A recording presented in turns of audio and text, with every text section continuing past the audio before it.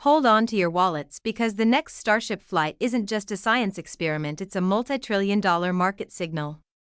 When that massive rocket lifts off, it's proving that the biggest bottleneck in the entire space industry, the cost of getting to orbit, is finally collapsing.